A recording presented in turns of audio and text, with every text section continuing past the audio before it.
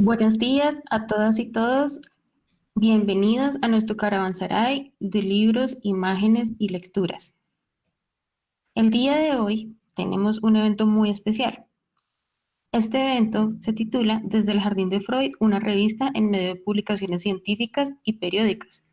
Es presentado por el profesor Mario Figueroa, profesor asociado de la Escuela de Estudios en Psicoanálisis y Cultura de la Universidad Nacional.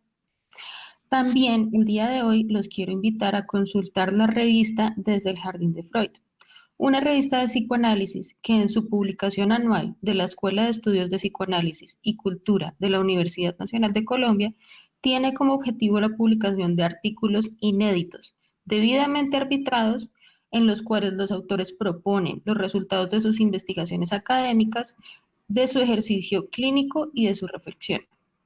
Esto como una contribución del psicoanálisis al debate y a la explicación de los fenómenos situados en la intersección sujeto-inconsciente-cultura.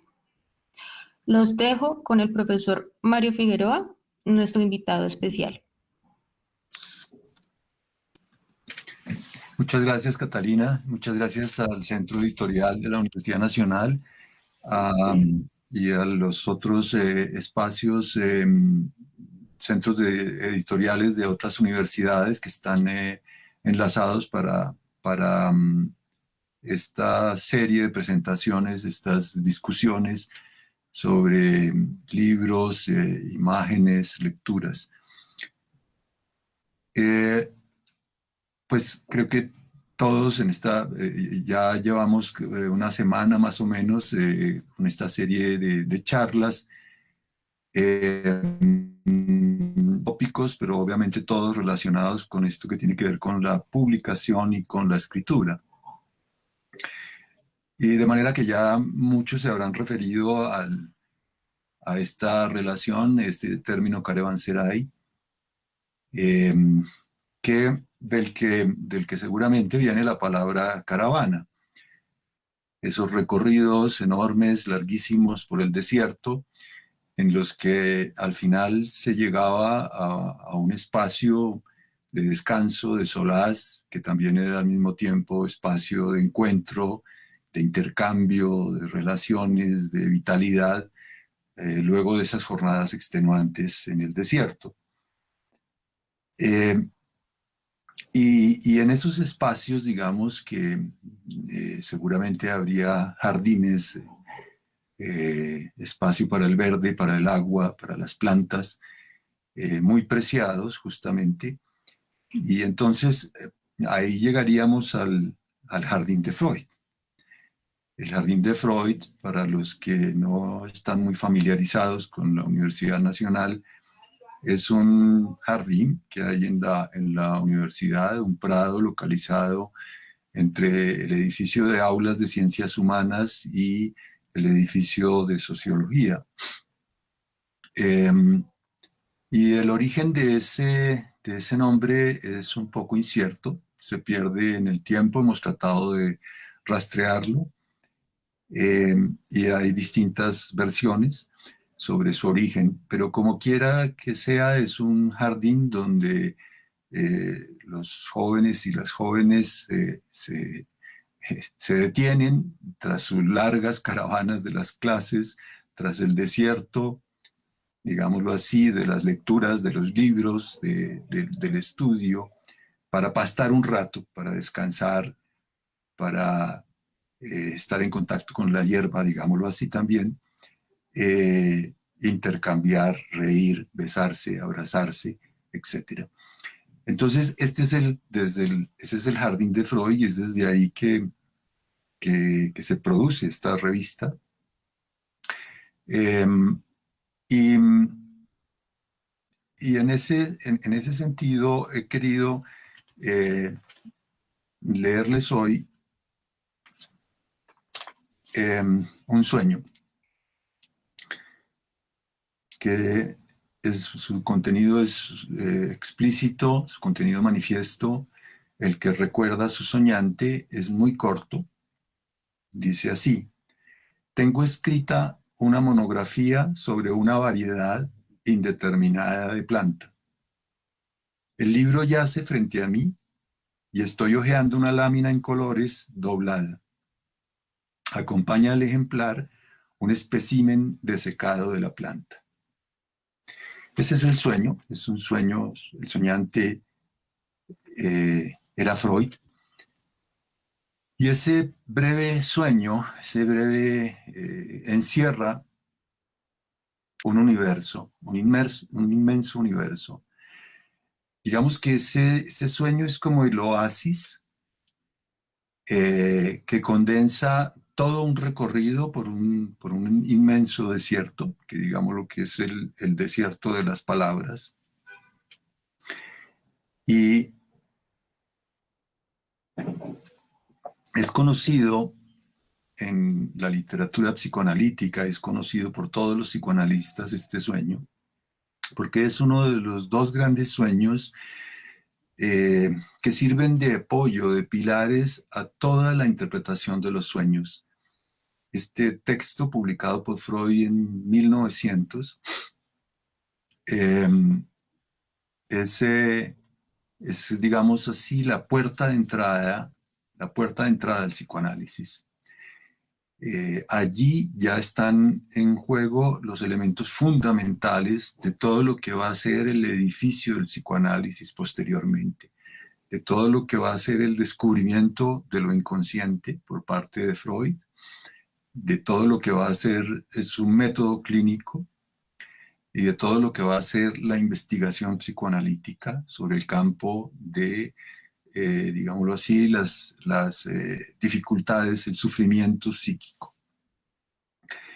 Y entonces, este sueño, conocido como el sueño de la monografía botánica, le permite a Freud, sobre todo, desentrañar que el sueño y que las demás producciones del inconsciente, aquí va a estar centrado en el sueño, pero tenemos una serie de formaciones de lo inconsciente, a la cabeza del sueño, pero también están los actos fallidos, cada que uno va a realizar un acto y realiza otro, mete la pata, comete errores, los lapsus, los errores al hablar, los lapsus linguis, los errores al escribir, los lapsus calami, los conocen muy bien los editores, los que trabajan con publicaciones, ¿no? El calami es el cálamo, aquella la pluma con la que se escribía, entonces el lapsus calami.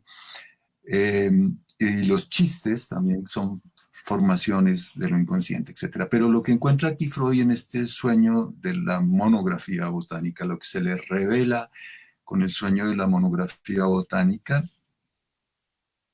esa, digamos, ese carácter metódico de lo inconsciente, esa lógica de lo inconsciente, digamos que lo inconsciente tiene una serie de reglas que por más que parezca absurdo, lo inconsciente tiene una serie de reglas, de normas, y lo traigo a colación ahorita porque, digamos, ustedes ven, esta es la primera revista desde el Jardín de Freud, el número 1. Y si ustedes se dan cuenta, lo que dice es DIN de Freud. Para leer el título completo tienen que comenzar a leerlo desde atrás, ¿sí? Desde la contraportada, desde el Jardín de Freud, ¿sí? Es una revista que empieza por el final, es una revista que empieza por el revés, digámoslo así. Es una revista arrevesada, enrevesada.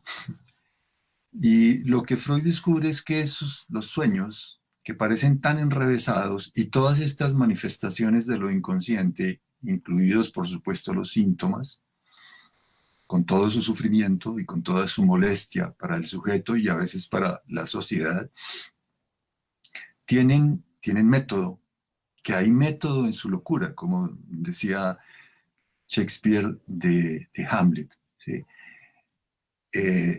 Y es Freud el que descifra ese método. Y es gracias a ese desciframiento de ese método que puede ubicar unas herramientas fundamentales, la escucha psicoanalítica de la cabeza, que no es cualquier forma de escucha, ¿sí? Para poder dirigir una cura, que emprende como una caravana cada paciente que llega a análisis, donde la única norma es hable, escucho. No doy consejos, no hago recomendaciones, escucho. Usted siga su caravana, siga su proceso agregando que palabra tras palabra, sumando que no cabe camellos, no cargas, sino palabras, palabras, palabras, haciendo series de palabras. Y ese es el desierto que el sujeto comienza a atravesar en un análisis. Es el desierto, digámoslo así, del gran otro.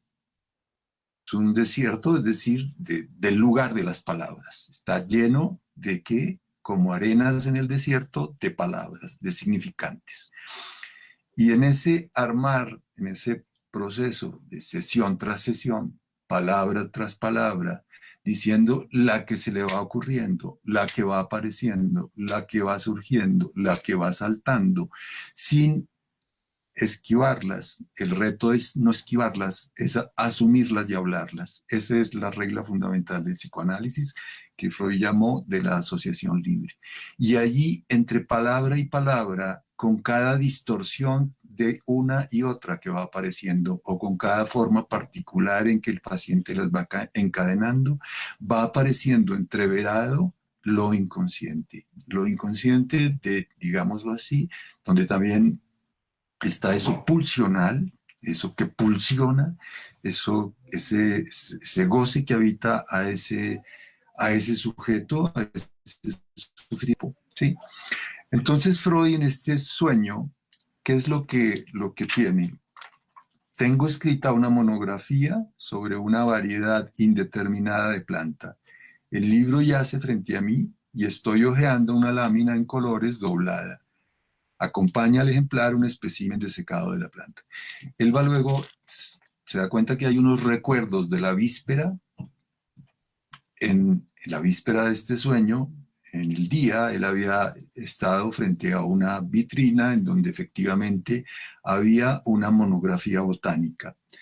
Y esa monografía está relacionada, esa monografía sobre los ciclámenes, estaba totalmente relacionada. No voy a trabajar todos los elementos del sueño, que son muy extensos, simplemente voy a decir algunas pequeñas, breves cosas, para decir que estaba totalmente relacionada con el deseo de Freud, que estaba asociada no solamente con su flor preferida, que es una flor comestible, la alcachofa, los alcauciles, la alcachofa, que es una flor exquisita, ¿eh? Eh, pero además estaba relacionada con otra monografía botánica que Freud, digámoslo así, cuya escritura se había truncado para Freud, porque tenía que ver con una monografía sobre la coca, justamente, sobre las propiedades anestésicas de la cocaína y sus posibilidades en el uso en las cirugías, particularmente en las cirugías oftálmicas. Y por una serie de azares, Freud no pudo lograr, tenía muy avanzadas estas investigaciones y su pasión por aportar a la ciencia y por figurar y por tener éxito se vio truncada por una serie de deslices que él mismo se reprochará y se le anticipan otros colegas que trabajaron junto a él sin nombrarlo en esta publicación, además, ¿no?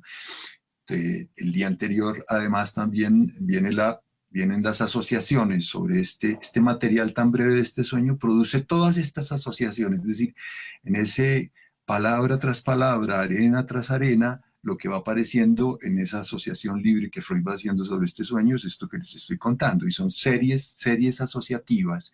Y lo que va descubriendo allí es que esas series asociativas de estas palabras, la palabra monografía, la palabra botánica, la palabra alcachofa, la palabra ciclámenes, el doctor Garner, que es jardinero, jardín con el que se encontró también y tuvo una conversación particular, cuya esposa se llama Flora, jardín, alcachofa, botánica. Ven ustedes cómo van funcionando estas asociaciones, ¿cierto?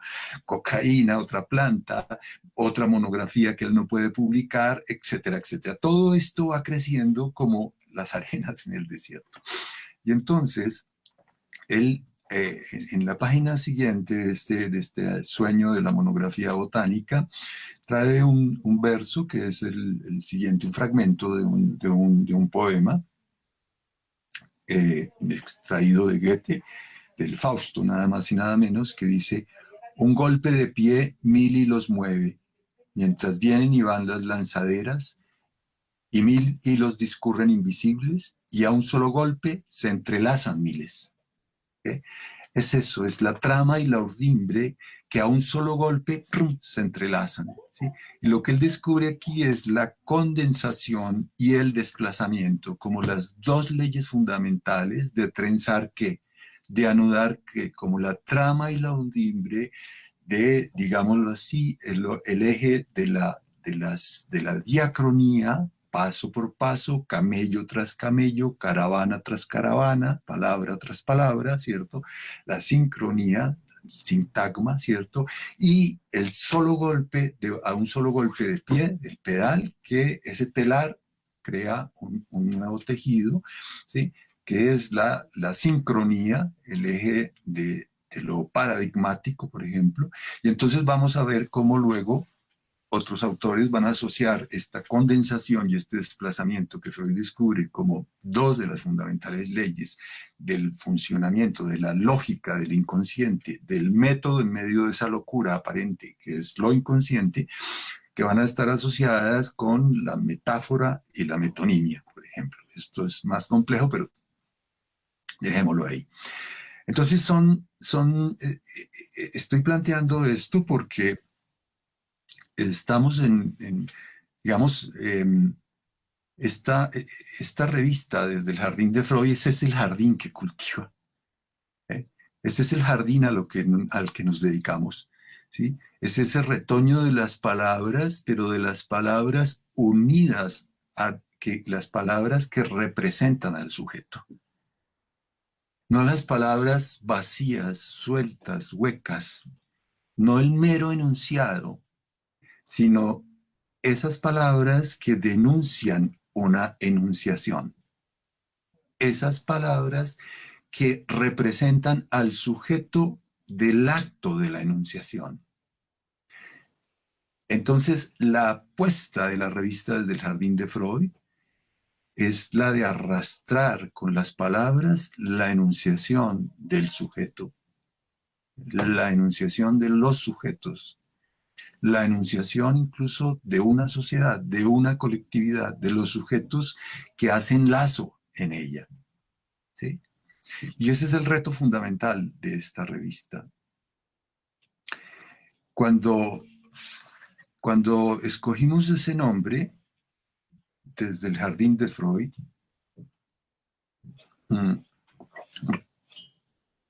al poco tiempo, recuerdo en esta especie de molestia de los conductistas hacia el psicoanálisis, recuerdo un profesor en el departamento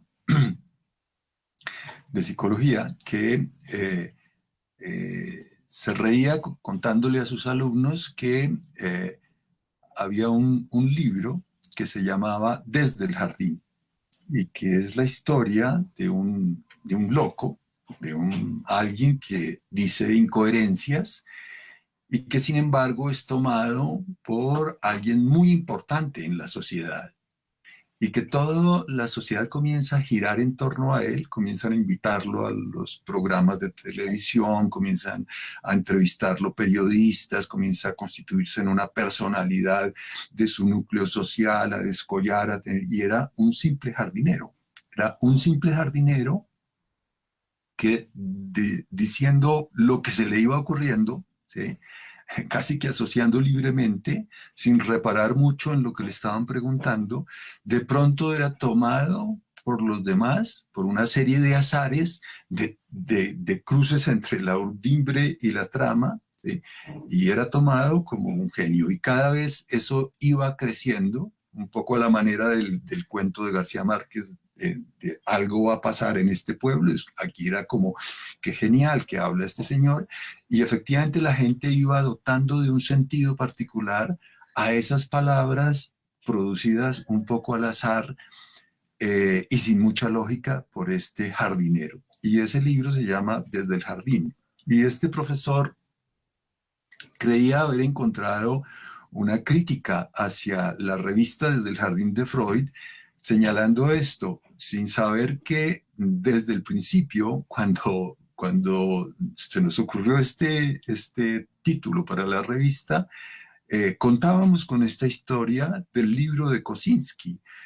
Kosinski era fue un literato de origen polaco, de adopción norteamericano, digámoslo así, adoptado por los Estados Unidos, que dentro de sus obras escribió esta novela que fue traducida al español con ese título de Desde el Jardín, de la cual también hay una película protagonizada por Peter Sellers. Pero esa es un poco la historia. Y en ese sentido teníamos muy claro, escogimos este nombre contando con el Jardín de Freud que hay en esta ubicación en la universidad.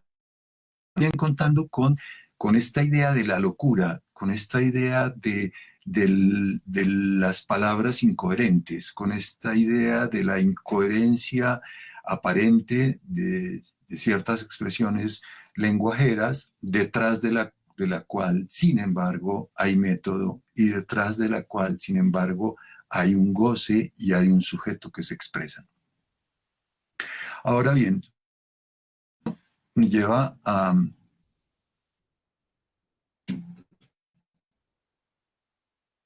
plantear otra cosa aquí, es que noten que primero que el sujeto Freud aquí es hablado por su sueño, que el sujeto Freud es aquí hablado por esas palabras, que él, como yo, no puede controlar su sueño, ¿sí? Que no hay un yo del sueño, un yo racional consciente del sueño, sino que el sueño es una producción de esas palabras habitadas o que transportan o vehiculizan un deseo, ¿sí? Que implican un deseo, e implican a ese sujeto de ese deseo. Pero ese sujeto de ese deseo está en el orden de lo inconsciente.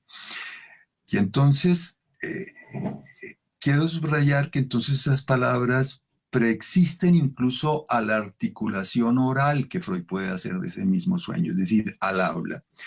Y esas palabras tenemos que suponerlas entonces escritas en algún otro lugar, en otra escena. Y desde allí lo que vemos es una preexistencia entonces de la escritura al habla misma, ¿sí? Y en efecto, para el psicoanálisis, la escritura antecede al habla, porque la huella anémica, que es fundamental en la constitución de lo inconsciente y del deseo, que es el signo de el hecho fantástico de que un organismo viviente sea atravesado por el lenguaje del cual surge un sujeto, ¿sí? Ese es el origen de lo humano y ese es el origen del sujeto. Sin eso no habría ni humanos ni sujeto, ¿sí? Esa huella anémica es escritura, digámoslo así. Es escritura aún antes de la grafía, porque el bebé, el neonato, no tiene todavía, está a una distancia enorme de poder llegar a una grafía. Tendrá que pasar luego, efectivamente, por ser tomado por la palabra a nivel del oral, por los gagueos, por todas las balbuceos, etcétera, etcétera, que llegará a la palabra articulada. Pero lo importante es que muchas de esas palabras, de esos significantes, ya están inscritos como huella anémica para él. Y traigo esto simplemente para subrayar el valor de la escritura en este encuentro entre editores, entre gente dedicada a pulir, a cuidar y a hacer circular y a garantizar la circulación de esas caravanas, que son las caravanas de las palabras, que solo tienen sentido en la medida en que representan al sujeto. Que si hoy nos encontramos esa extraña palabra, caravanserai, esa palabra nos remite, es la huella de las caravanas de unos sujetos que cruzaban el desierto, de las caravanas que se encontraban en un punto específico para sus soladas, es allí, esa palabra solo nos da testimonio de esos sujetos y que podemos con eso hacer otras palabras nuevas hoy en día. Pero hago esta referencia porque me preocupa y nos preocupa a la revista, desde el Jardín de Freud y a la Escuela de Estudios en Psicoanálisis y Cultura, y en general a los psicoanalistas, la pérdida de valor de la palabra en la sociedad contemporánea. La pérdida de valor de la palabra en virtud de una explosión de lo digital, en virtud de una explosión de la mirada, y en virtud de una destitución del sujeto y una destitución cada vez más alarmante de lo humano. Y en ese sentido hay una cruzada que es una cruzada digámoslo así, del discurso que atenta contra eso, es decir, contra el sujeto, contra la palabra, promocionando lo digital, promocionando el código, promocionando los indicadores, destituyendo cada vez más al sujeto. Y en ese proceso, lamentablemente, cierta orientación de la ciencia, el modelo de las ciencias positivas, el modelo de las ciencias puras, el modelo de las ciencias duras, ¿sí?, que ha sido cada vez más impuesto a las ciencias humanas, y que ustedes ven cómo ha habido una especie de campaña por quitarle espacio a las ciencias humanas a nivel mundial. Recuerden hace algunos años esas palabras del ministro de Educación japonés, que decía que había que reducir las facultades de ciencias humanas y ir eliminando poco a poco las carreras de las ciencias humanas en favor de las otras ciencias, ¿sí? Pues esto no es solo una anécdota de un ministro japonés, sino que efectivamente muestra una tendencia a nivel global.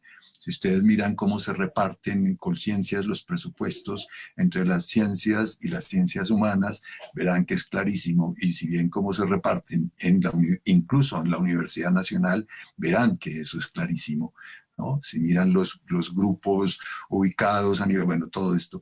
Pero esto a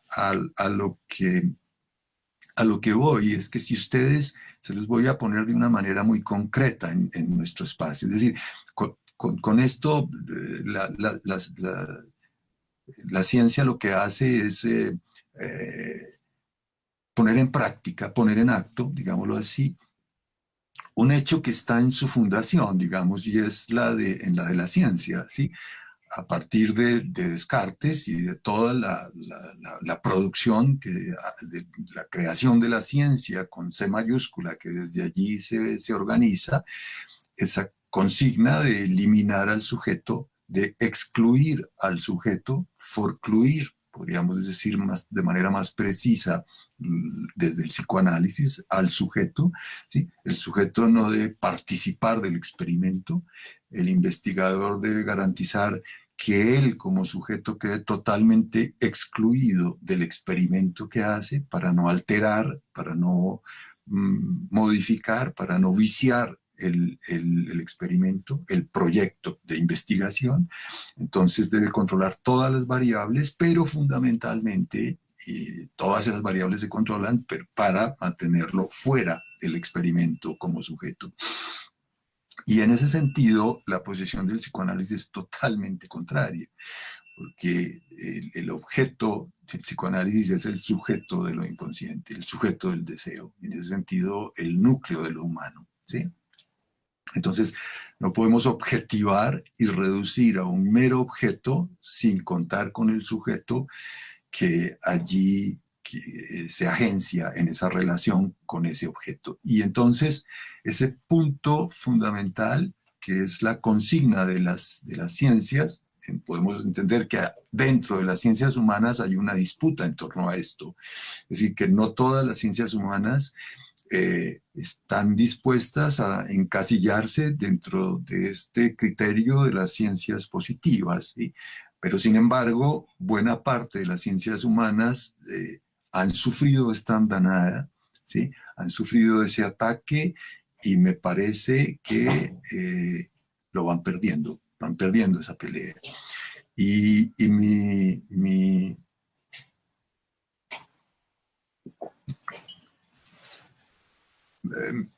me preocupa mucho porque yo creo que las ciencias humanas en este momento tendrían que preocuparse por un gran problema que es justamente la pervivencia de lo humano.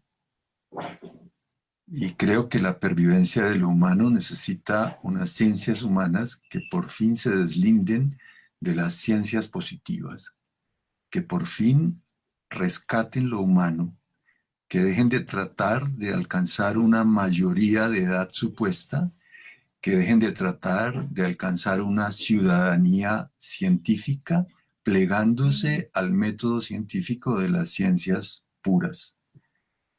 Porque por esa vía, lo humano que está amenazado, y no me refiero a amenazas simplemente epistemológicas, me refiero a las amenazas evidentes, a las amenazas que nos llevan a encerrarnos incluso en esta pandemia, a las amenazas que nos llevaron antes de que apareciera la pandemia a tener también pico y placa los sábados y los domingos en la ciudad de Bogotá, porque el aire ya era irrespirable.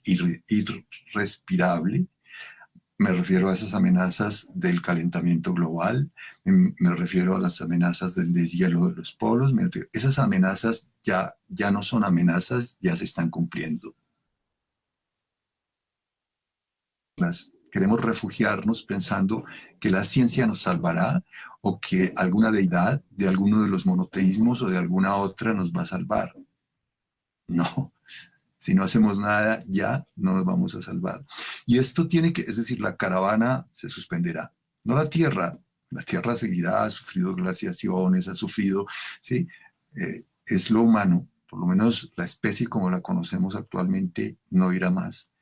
Y las ciencias humanas no habrán dicho mucho sobre eso.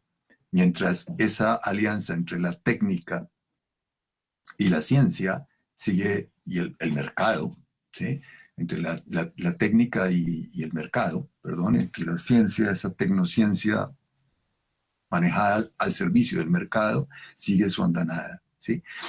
Entonces, para mí, este punto tiene una concreción muy específica. Tomen ustedes, y aquí viene el ejemplo, tomen ustedes las revistas, por ejemplo, de la Facultad de Ciencias Humanas de la Universidad Nacional. Entren, pongan allí, por ejemplo, ideas y valores. No hay editorial. No hay editorial. No hay sino artículos. ¿Hay enunciación o meros enunciados? ¿Cuántos de esos artículos son de profesores del departamento de filosofía? ¿Sí? O tomen la de sociología, o tomen la del departamento de lenguas, o sea, de lingüística, o la de lenguas, ¿sí? Tomen cualquiera de esas revistas y ojéenlas. Muchas ya no se pueden ojear así, ¿no? Porque justamente este avance de lo digital y eso ha hecho que ya muchas hayan renunciado al papel, ¿sí? Hayan renunciado a lo físico, ¿sí? Pero bueno, ojéenlas en la plataforma. Muchas no se pueden ojear. Les da el artículo, pero ustedes no pueden pasear la revista. Ya no existe como revista. Por eso titulé esta intervención es como desde el jardín de Freud, desde el jardín o un jardín en medio de publicaciones científicas seriadas. Porque esas publicaciones científicas seriadas pongo en cuestión que sean revistas, porque no hay enunciación, porque son solo enunciados, son solo artículos, no hay editorial. Ustedes no saben qué enuncia esa unidad académica que produce esa revista. Ya la unidad académica no produce esa revista. Miren cuántos artículos de esos hay, de los de cada una de estas revistas son de profesores o profesoras de esas unidades académicas y van a encontrar que son mínimos. ¿Por qué? Porque además hay un prurito, el miedo al incesto. Los psicoanalistas sabemos muchísimo de esto, ¿sí? Trabajamos con esos miedos, obviamente, ¿sí? Pero ese miedo ha precipitado a la comunidad científica maridada en llave con el mercado, con el mercado que se expresa en las grandes bases de datos que imponen las normas de escritura a las revistas, a las publicaciones científicas seriadas, que imponen cómo se deben formar los comités, que imponen cómo se debe citar, que imponen toda la forma, todo el formato, ¿para qué? Para poder tasar las revistas, para poder formatearlas y ponerles un valor, es decir, ponerles un crédito, como hicieron con las universidades, acreditando las carreras, es decir, convertir el saber que es intangible en una mercancía transable, tangible. ¿Cómo se hace? Poniéndole créditos. Y por eso hay que acreditarlas. Es ponerle créditos, es para poder realizar la compraventa del saber y reducir el saber, que es un objeto que debía en principio ser irreductible a esa unidad valor, poderlo meter como una mercancía. Y eso es lo que han hecho. Entonces ahí se excluye al sujeto. No hay enunciación. El sujeto es incómodo. Si ustedes pueden ojear estas revistas y hacerse una idea de cuál es el espíritu de la unidad académica que produce esa revista, de cuáles son las preguntas que habitan a esa comunidad académica, de cuál es la tendencia de esa unidad académica. Les doy un premio si lo pueden hacer. No se puede, no se puede. Hay contadas excepciones.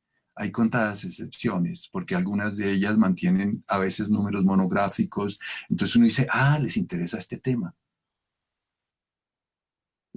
Desde el jardín de Freud, por eso es monográfica. Por eso todos nuestros números, el 1 es lo escrito está, inconsciente, letra y escritura. El número 14, horror e indiferencia, porque este es un país en donde ha habido una alarmante indiferencia ante el horror. El número 18, la religión y el retorno de lo real, porque este es un país y una sociedad y estamos en un mundo en donde ha habido un retorno de la religión en favor de lo real, que estalla la realidad. Es decir, ha habido un retorno del Dios que la ciencia había sacado por la ventana y hay un retorno de lo religioso en favor de lo real, es decir, de una explosión de la realidad, de una destitución de los discursos, etcétera, etcétera. O sea, el uso de lo religioso en la política, los fundamentalismos, ¿no? Todo esto. Entonces, les pongo estos ejemplos, ¿no? El número 19, ¿sí? El odio. No tengo que decir porque el número 19 del 2019 fue el odio en esta sociedad, en este país. Desde el jardín de Freud no renuncia a la enunciación. No renuncia a que ustedes ojeen la revista y digan, ve, estos profesores de la Escuela de Psicoanálisis están pensando sobre el odio. Que ojeen la revista y digan, número 20, en el año 20... En el 2020, los profesores de la Escuela de Psicoanálisis están pensando en los cálculos del inconsciente, lo inconsciente en la política, porque estarán pensando, ¿será que lo inconsciente tiene que ver con esa manipulación de la política? ¿Será que se mueven fuerzas pulsionales y se tratan de manipular para que voten por unos u otros, odien a unos u otros? No renunciamos a tener preguntas y a trabajarlas en equipo. Y en ese sentido, para nosotros, cada revista de estas es un caravanserai. Cada revista de estas es un oasis en nuestro recorrido donde nos sentamos cada semana los profesores y profesoras de la escuela a pensar ¿qué pregunta es pertinente ahorita hacer? ¿Qué pregunta es pertinente dirigirle a la comunidad de las ciencias humanas, a los artistas, incluso a otros sectores, pero en particular a la comunidad de los psicoanalistas, para avivar un poco y que esto humano siga pelechando, ¿sí? Para no sepultarlo en medio del anonimato de las clasificaciones, para que esto humano no quede sepultado bajo los indicadores, para que esto humano, es decir, el humano surge allí donde hay una pregunta, allí donde nos podemos sentar en un oasis y preguntarnos algo, allí donde esa pregunta puede ser incómoda para el sistema, ¿sí? Eso es a eso a lo que desde el jardín de Freud no renuncia.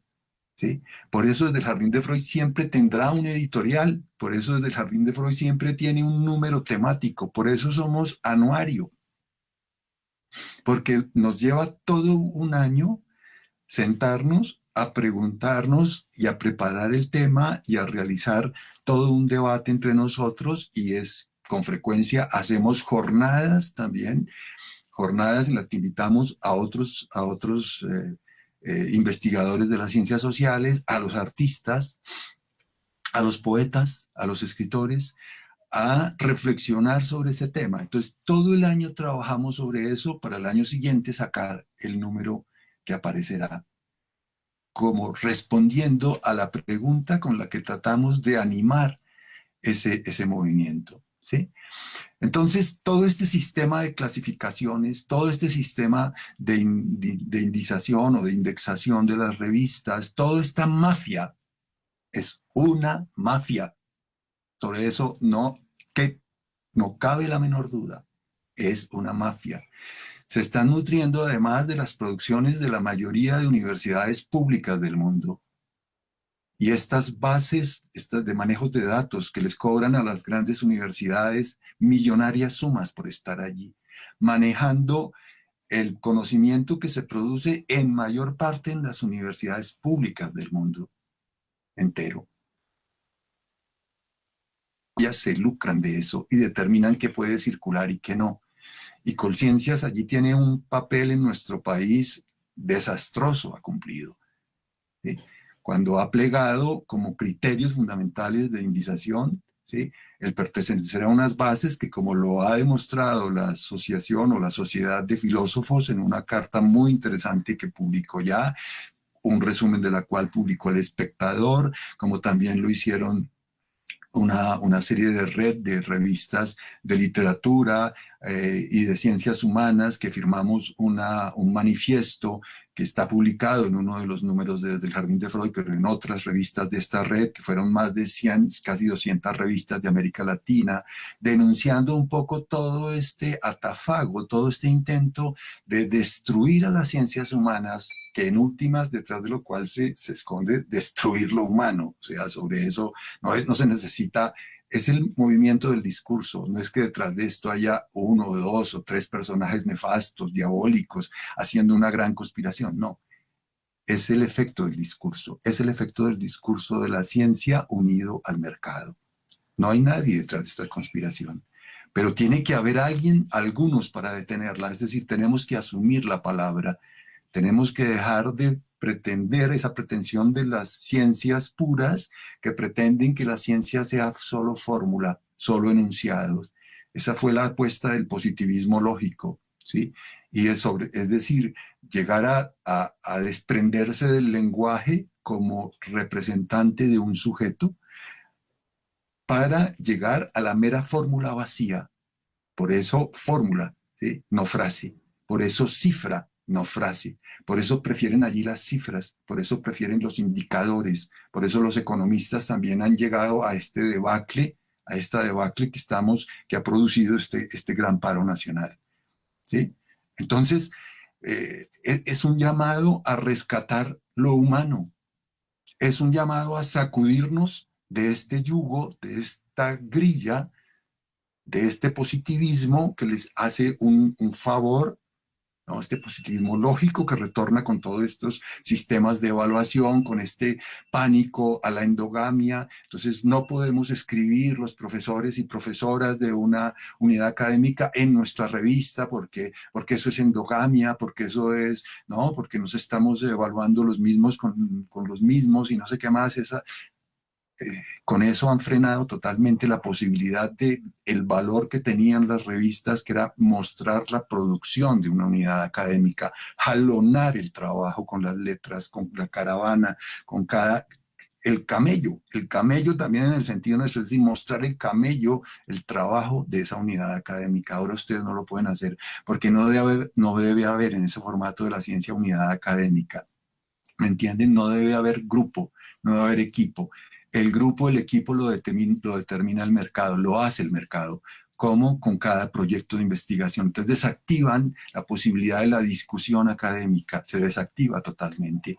Debe ser anónima, debe ser sin sujetos, ¿ven? Debe ser sin asociaciones. Las asociaciones existen y cada vez más grandes, pero como meros aparatos logísticos, burocráticos. Allí no hay discusiones de verdad, allí no hay discusiones serias, allí no hay discusiones académicas. Son entes burocráticos de hacer congresos, de hacer encuentros, de manejar la logística, manejar los fondos y distribuirlos. Pero la palabra cada vez se ha desmantelado más y las grandes reflexiones están ausentes del trabajo.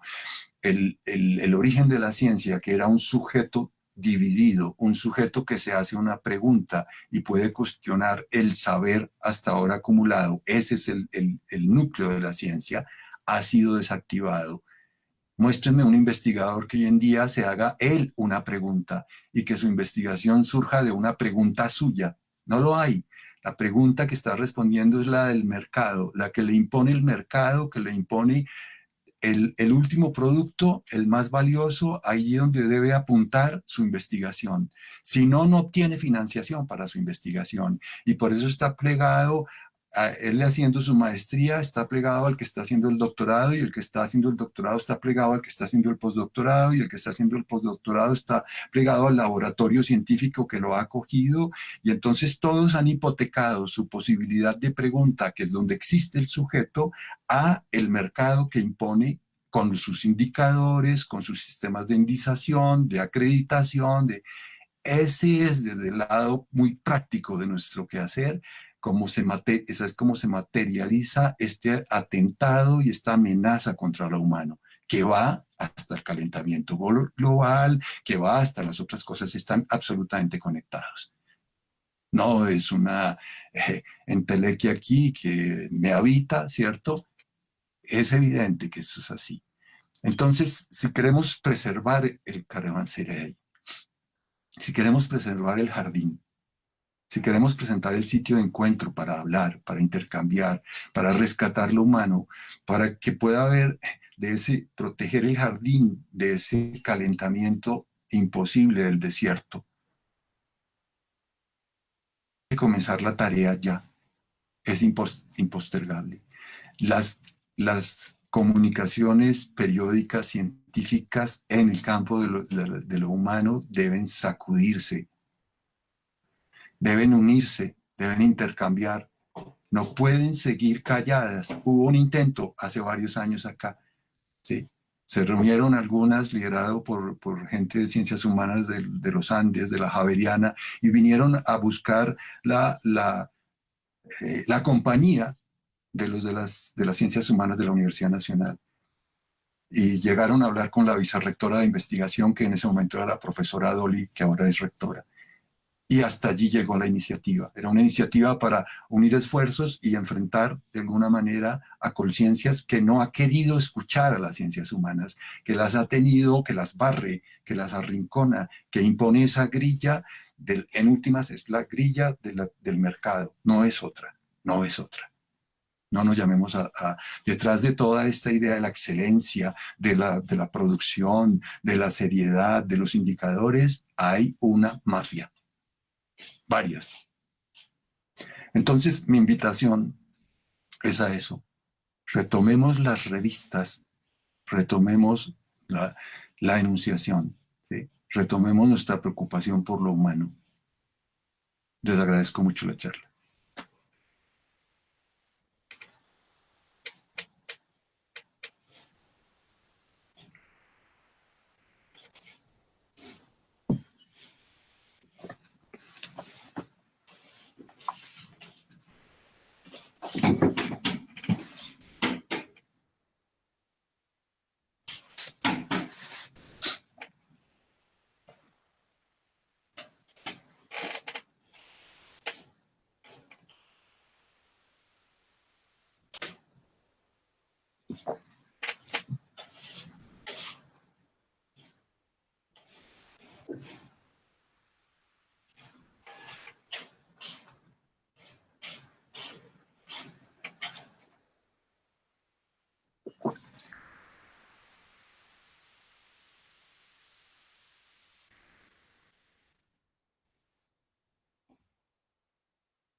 Julián,